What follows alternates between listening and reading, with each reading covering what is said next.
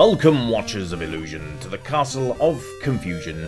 It's the 15th of March. Yeah, halfway through March. Crazy, absolutely crazy. Looking at a game today, and it basically translates as the Enchanted Crown.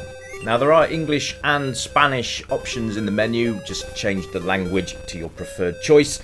And away you go, really. We're obviously going to be using the English language. Not that there's much in the game to read, so that's good. But it's well, we're going to go through it, basic criteria. But before I do that, it's for those of you who are wrestling fans, a bit of a sad update for you.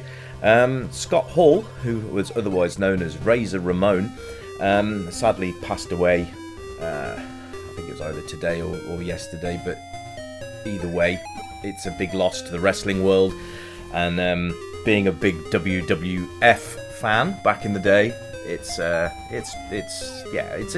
difficult one to swallow, that, because obviously it was a big part of my growing up, and seeing Razor on WWF Raw on a weekly basis, and being able to see him on live events and stuff on pay-per-view, it's a big loss for the wrestling community. So I just thought I'd get that in before we start the review. Let's get the doom and gloom out of the way. So yes, the Enchanted Crown, this game for the ZX Spectrum. Now, there's a lot going on the screen at once, and there's no slowdown, and I actually really like that. So, I mean, it is really nice to look at. Got a lot of colours going on, which is lovely. Some nice little sort of gradient shades there going on the platforms and stuff, and I really like that. Now, I will move on to controls in a minute, because they are very, well, odd, to say the least, but they work. It's weird, but we'll cover that in a minute. But he's the main character here, has not learned how to bend his knees when he walks, but that's fine. We can forgive him for that, which each their own. Maybe he's got artificial knees and they can't bend. But you know what? That is a niggle. I'm not even, that's just me having a joke. That's not even a criticism.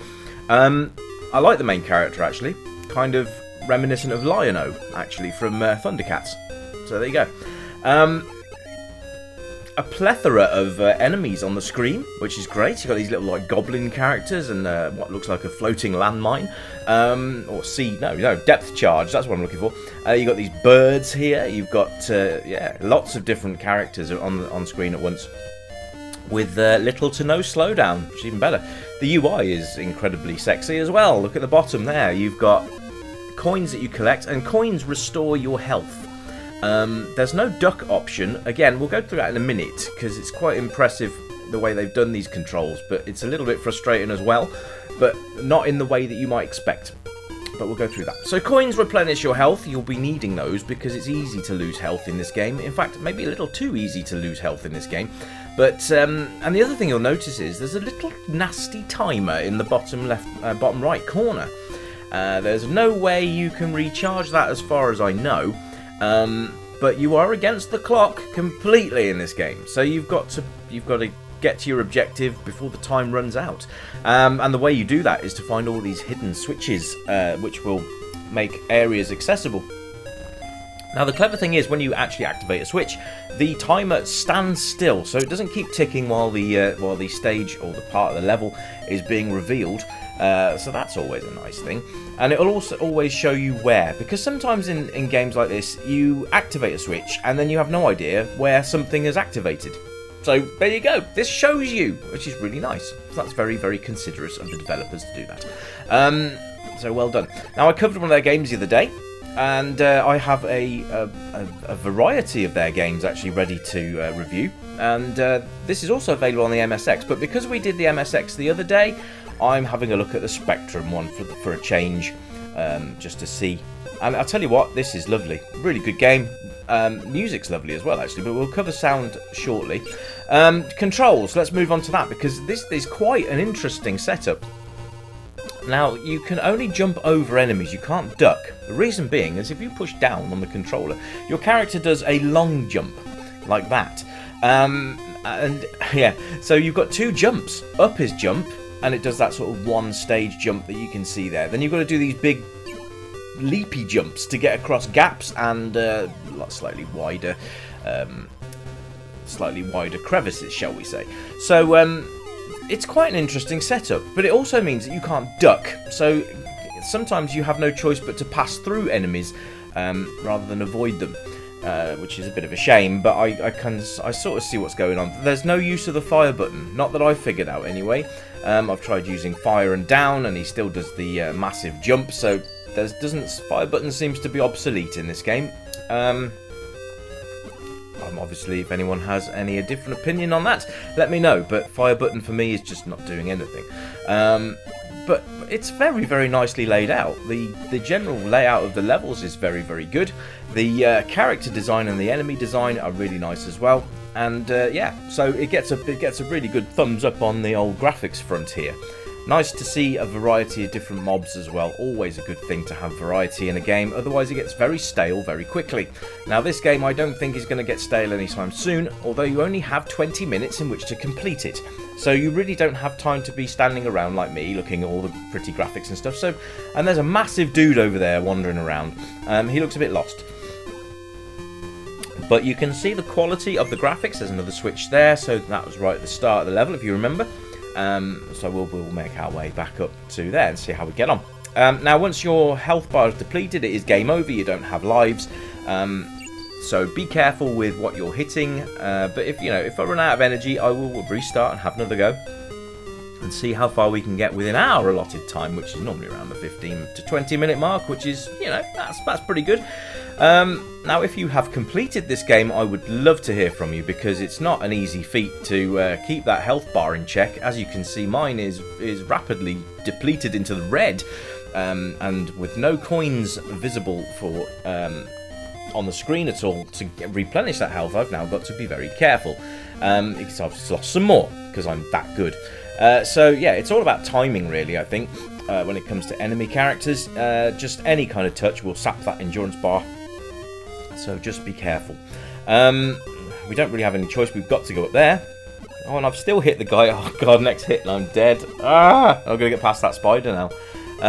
Okay. Oh, I did it. How the hell did I manage that? So, yeah. So, oh, dear. I'm dead. Right. Poo. Let's start again. And we'll just continue looking at the game as an all in all. So, sound and music. The music's really nice, actually. You've got this sort of moody, atmospheric kind of music as you go through the game, which keeps you company through the whole thing, which is quite nice. And I've lost a lot of energy already. Yay! And you actually do have sound as well. So you have sound for the switches, you have sound for the blocks removing themselves or adding themselves, whichever it is that you're looking at doing. And you've got a sound for your health bar depleting. It's such a well thought out process, the game. It's really, really good. So that brings me on to playability, and I think that this game is really, really good. And the fact you're up against the clock and you're up against your health meter just gives it that extra bit of pizzazz, I think. It gives you that sense of playability. You've got a lot more to worry about than just your health. Yeah, you've got your timer as well. But the health bar is unforgiving. It's not easy to keep it topped up, I'll tell you that much. So if you do see coins, maybe it's best to not have them if your health is high, but try and keep tabs of where the health coins are, so that you can go back and pick them up at a later date. Or later time, I should say, not a later date. Oh yes, we'll come back and play this game next week, exactly where we left off. No, you can't. Not unless you've got save states. But there we go. The switches and stuff are in good positionings as well, so that's nice. So you're never going to get yourself overly lost in the game, which is, again, good, because up against the clock you can't afford to get yourself lost. So there we go. But I would love to hear from you guys. Have you played the MSX version, anyone? I will be covering that at some point, because it's like this but a lot more colourful. In fact, the main character is got blue armour on. But I really like the fact that this is a very simplified version, and it works. The character is very well defined here, and it looks great, actually. So good job on that. So yeah, playability, yeah, absolutely. This is one of those games that I would have considered a Saturday afternoon game, where you load it up and then you spend the next couple of hours having a go. Even if you complete it within its time limit, you probably want to have another go as well.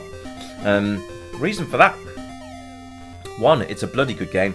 2, if you remember back in the Spectrum days and the Amstrad days, actually loading up a game took so damn long that you wanted to keep playing it just because you didn't want to load anything else for the next 15 minutes. So, yeah, there you go. So replay value is definitely there. If you can't complete it within the time limit, you're going to come back and you're going to want to have another go. And given the game is absolutely gorgeous, then you know that's something else to come back and play, because it's a feast for the eyes, and even the sound and the music adds to everything. The atmospherical music, you've got the lovely graphics of sort of mythological kind of graphics. You've got fantasy beasts here, which is really, really nice, and good general mix of bad guys as well. There's no, they're not repeated overly, they're not used too much. Like those flying things, you don't see those in the caves. So, it's well thought out. And I would definitely recommend giving this a go. And any age group, really, because it's just a left-right jump game. So you haven't really got anything to worry about other than that. Timing on some of the ledges, yes, you're going to have to figure out which jump is best to use when. But again, that's easily worked out. And, yeah. So it's a trial and error, but it works. And it works really well. The coins are placed very nicely, so you know that you can go and grab one fairly quickly, and then you realise that there's no coins for the next sort of 5 minutes, and your health plummets like a rock thrown into a stream. So yeah, you've got to be careful with that. But at the end of the day, if the games weren't challenging, then they would be far too easy. But give your kids a chance, let them have a go at it, and see how far they get. Maybe you could have a little go with them and see how far you can get compared to how far they can get. Help them out, sit with them. This is parent-child time. Retro gaming, it brings families together. So have a go at that and let me know. But please go and have a download of this game. I'll provide the link in the description for you, so you can go along and do that. And there you go. And also, if you're considering hovering your finger over the Patreon button, please do so, because I'm going to be donating a portion of every subscriber amount to the Ukraine support. I haven't decided which charity it will go to, but it will go to, and I will provide receipts for that as well, so you can check to make sure that I haven't been squandering your money, because that's not what I'm about. But I'd love to be able to help, and I can't do that without you guys. So if you can afford to go my base level, which is only £3 a month, it's not very much, but to someone that's going to be a lot of money. So I thank you in advance. Go and check out my Patreon for more details. Thank you ever so much, guys. I'm going to leave it there, and hopefully I shall be back very soon with another one for you. I've got so many lined up, it's just ridiculous. Anyway, another homebrew classic for the Spectrum, and I hope you're going to download it, play it, enjoy it, and remember to chuck a coin to your developer. I thank you very much and welcome new subscribers. You guys are awesome. It's great to have you on the channel, and hello to my existing subscribers. You guys have been with me through thick and thin. I do appreciate each and every one of you. So until next time, I bid you farewell and keep it retro, and as always, well, it's bye for now. Ta-da!